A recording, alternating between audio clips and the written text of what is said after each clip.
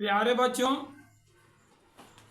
आज मैं 12 क्लास 2025 के आईएससी परीक्षा में सफलता के लिए जो छात्र छात्रा चाहते हैं उनके लिए मैं गारंटी प्रश्न दे रहा हूं।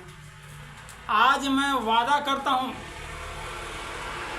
कि 2025 के आईएससी परीक्षा में के लिए मैं केमिस्ट्री से 50 क्वेश्चन गेस पेपर दूंगा, क्योंकि पूरा बुक समाप्त करने के लिए मेरे पास टाइम नहीं है। उस 50 क्वेश्चन से आप जान जाएं कि 100% आपको प्रश्न टकरा रहा है। ये आपको गारंटी है। यदि आपको गारंटी नहीं महसूस होता है तो आने वाला जो आपको टेस्ट परीक्षा आएगा, उस टेस्ट परीक्षा में आप मिला कर देखें कि आपका ये प्रश्न टैली कर रहा है या नहीं कर रहा है। यदि नहीं टैली करेगा तो आप कमेंट करें कि नहीं टैली किया सर, और यदि टैली कर रहा है तो आप अपने बच्चों में इसका जो है तो शेयर करें और कहें कि सर जो भी प्रश्न दिए हैं वो आपको निश्चित रूप से 2025 के आईएससी परीक्षा में आने वाला प्रश्न है। मैं बारी बारी से आईएससी के लिए और मैट्रिक के लिए गेस पेपर देते रहूँगा। तो आप देखें, मैंने क्वेश्चन पहला शुरू किया है। क्वेश्चन नंबर 1 है, एक जलीय विलयन में भार के विचार से 10% ग्लूकोज है। इस विलयन का घनत्व 1.2 ग्राम मोल है। विलयन के अवयव के मोललता ज्ञात करें। आपको आगे मिलेगा मोललता ज्ञात करें, मोलरता ज्ञात करें, लेकिन बारी बारी से रहता है। आपको कहता है कि मोललता ज्ञात करें। सबसे पहले आप देखें, खूब अच्छा से आप देखेंगे, आप रफ करके देखेंगे। क्या रफ करके देखेंगे? इसमें 2 चीज है। पहला चीज है जल और दूसरा चीज है ग्लूकोज, और दोनों एक में मिला हुआ है। यदि दोनों मिला हुआ है तो दोनों को आप देखें कि द्रव्यमान संख्या कितना होगा। आप जल को पहले सूत्र लिखिए। जल को देखे तो सूत्र है, अगर सूत्र है इसका द्रव्यमान संख्या तुड़ेंगे तो 1 × 2 + 16 होगा, बराबर 16 × 2 18 ग्राम हो जाएगा। ये किसका द्रव्यमान हुआ? जल का हुआ। ग्लूकोज का सबसे पहले आप सूत्र लिखें। सूत्र आएगा तबे बनेगा, तो नहीं बनेगा। आप ग्लूकोज के सूत्र होता है C6H12O6 होता है। इसका द्रव्यमान संख्या तुड़िए।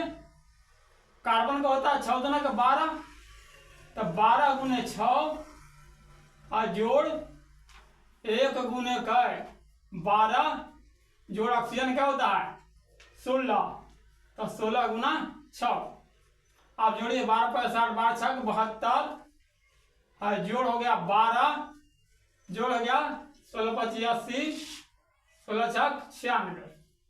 अगर इसको जोड़ देंगे 6 × 2 8 2 10 हो गया, 9 1 10 11 7 18, यानी 180 ग्राम।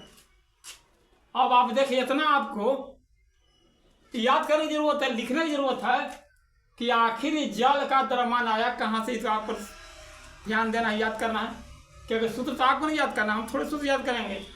ग्लूकोज का सूत्र आपको याद करना है। इसको देखना है कि विलयन में कोची कोची मिला हुआ है, तो विलयन में जल है और ग्लूकोज है।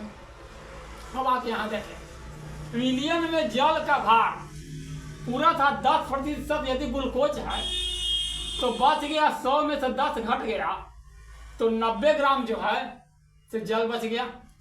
अब जल का आणविक द्रव्यमान 18 ग्राम निकाला है। यहाँ 18 ग्राम है, 18 ग्राम बराबर 1 मोल, यहाँ 1 मोल लिखा हुआ है। ग्लूकोज का आणविक द्रव्यमान, ग्लूकोज का आणविक द्रव्यमान निकाला है हमने 180, तो 180 हो गया। अब कहा था जल के मोलों की संख्या, तो जल में मोल की संख्या क्या होगा? तो आप जानते हैं कि 1 मोल में 18 ग्राम, जल यहाँ क्या ग्राम है, 90 ग्राम है। तो 90 ग्राम में 90/18 काट को हो गया 5 मोल। जल है 5 मोल, मिलियन में जल मिला हुआ है 5 मोल।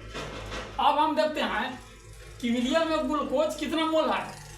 तो मिलियन में ग्लूकोज है, जो आपको 10 था तो 10 तो हुआ, 10 के बाद इसका द्रव्यमान संख्या 180 था, 180 से भाग दिया 0.055 मोल, यानी मिलियन में आपको 0.055 मोल ग्लूकोज है और 5 मोल आपको जल है।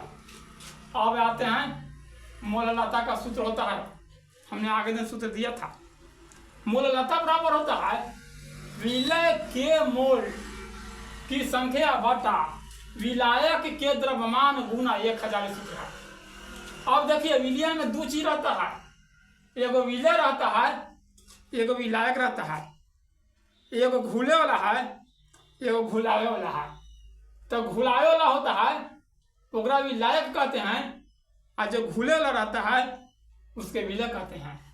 तो कहता है विलय के मोल की संख्या, तो विलय के मोल की संख्या था कुछ ग्लूकोज के, यहाँ देखिए 0.055 मोल, 0.055 मोल। अब है विलायक मान कौन घुलाएगा, जल घुलाएगा। तो जल घुलाएगा तो जल का पे कितना था 90, तो 90 आ गया, गुना कितना गया 1000, 1 0 से 1 0 कट गया। क्या किया ये, अगर आप इसको हटाते हैं तो इसको हटाने के बाद आपको नीचे कितना दे सकते हैं, इसको हटा दे सकते हैं। तो यहाँ आ जाएगा 1 पर 1 2 और 3 0 आ जा सकता है, 2 0 से 2 0 कट जाएगा, ऊपर 55 बच गया और नीचे क्या बच गया आपको 9 90 भाग दे दीजिए। भाग देने के बाद आएगा 0.611 आएगा। अब देखिए क्या हुआ 0.0611।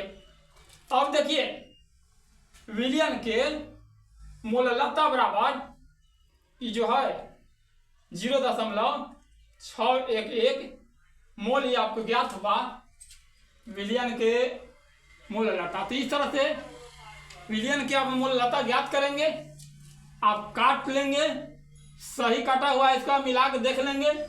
हो सकता है कि यदि आपको काटने में अगर किसी तरह त्रुटि नजर आए, आप उसको सुधार लेंगे और सुधार के देखेंगे कि क्या हमारा सही गलत काटल है कि सही गलत काटल है, और बन गया। इस तरह से अगर आप बनाते हैं तो आता है आपका 3 नंबर गारंटी आ रहा है, इसमें कोई रोकने वाला नहीं है। मैंने फर्स्ट क्वेश्चन दिया, गारंटी के साथ दे रहा हूँ कि आने वाला परीक्षा में यह प्रश्न आ रहा है। Thank you.